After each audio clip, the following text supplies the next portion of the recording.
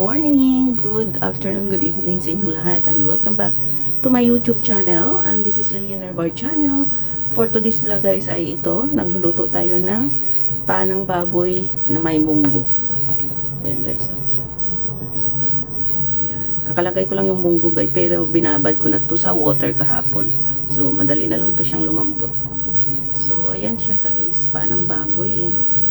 At saka hinaluan ko lang ng laman. Kasi marami kami guys sa pwesto mamaya. Ayan. So, see you later na lang guys sa ating... Nag-isa ko na yan kagabi guys, yung pork. Bali, ano ko siya. Nilaga ko na siya kagabi ng isang oras. So, malambot naman na siya nito. Papalambot ko lang yung munggo. Ayan. Madali na lang malambot yung munggo guys kasi nakababad sa water kagabi. So, ayan guys. Takpan muna natin guys at see you later. Na nga guys at malambot ng ating munggo at saka yung pork. Tama na yung lambot niya. So, nilagay ko na yung spinach guys. At hindi ako nakabili ng ampalaya kahapon kaya spinach na lang na gulay ang nilagay ko guys. Pwede naman siya. So, ito guys ang ating ulam for today.